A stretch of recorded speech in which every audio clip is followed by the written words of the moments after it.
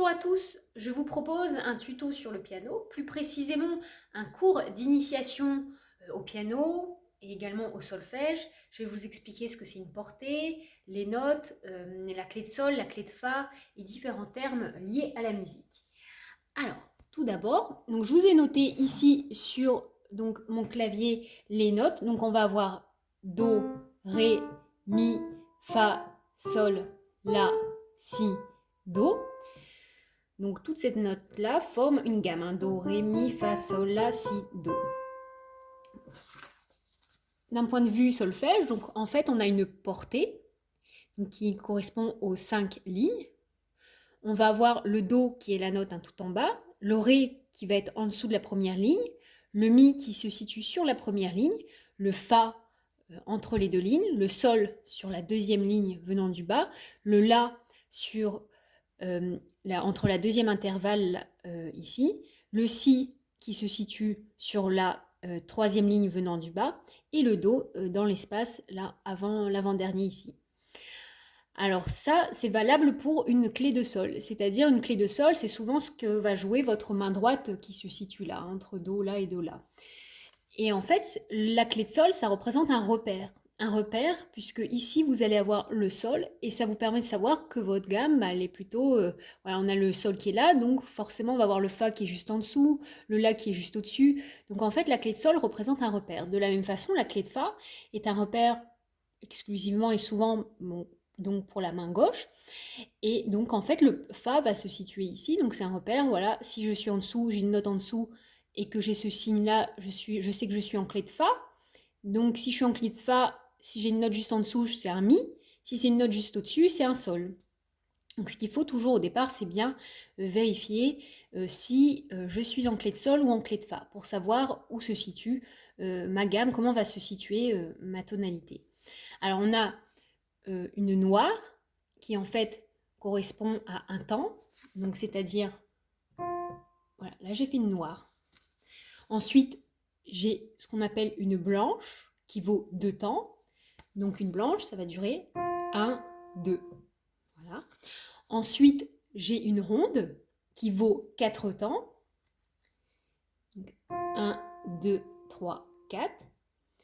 Ensuite, je vais avoir une note qu'on appelle avec un accent en fait. Donc c'est souvent en début de partition, on peut avoir en début voilà, d'une série de notes, on appuie en fait plus fort, on met l'accent. Ensuite, on a une croche. La croche vaut un demi-temps, donc elle va être jouée de façon un plus rapide, hein.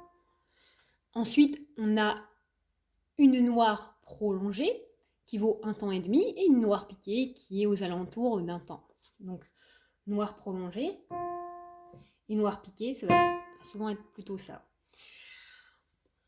Donc le principal au départ, c'est de bien retenir ce que c'est la noire, la blanche, surtout la ronde, et la croche. On retrouve souvent des noirs et des croches hein, pour la plupart des morceaux. Ensuite, on va avoir le dièse ou le bémol. Le dièse, c'est ce petit symbole hein, qui indique que la note va être haussée d'un demi-ton. Et le bémol indique que la note va être abaissée d'un demi-ton.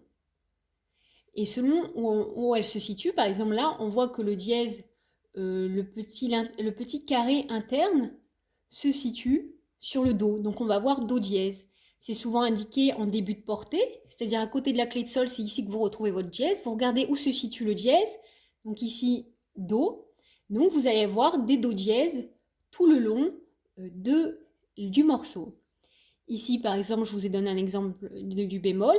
Il se situe sur le La. Donc on va voir des La bémol tout le long du morceau. Et donc concrètement, c'est-à-dire si je prends l'exemple, on va dire Si bémol, donc Si bémol un demi-ton, on a dit en dessous, donc on va être ici. Par exemple, si je prends, j'ai un Ré dièse, c'est où le Ré dièse, le Ré c'est là, et dièse, on a dit que ça rehausse d'un demi-ton, donc ça va être ici. Oui, donc par exemple Sol dièse, Sol bémol, donc Sol dièse, je vais être ici, Sol bémol, je vais être ici. Et oui, mais vous allez me dire, mais Mi, dans ce cas-là, Mi dièse, c'est où? Eh bien, Mi dièse, en fait, ça correspond à un Fa.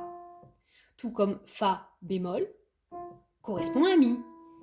Voilà. De même ici, Si dièse, c'est un Do, et Do bémol, c'est un Si. Voilà, on continue. Donc après, on va avoir ce qu'on appelle aussi des silences. Donc dans les partitions, vous pouvez retrouver des petits gribouillis là. En fait, ça correspond à des demi-soupirs pour celui-là.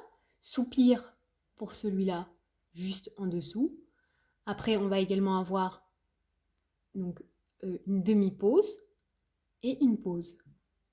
Et en fait, ça correspond tout simplement à des temps de silence dans votre morceau. Et voilà. N'hésitez pas à me dire ce que vous avez pensé de cette vidéo. Je peux vous envoyer ce petit schéma que je vous ai fait ici. Et à la prochaine fois.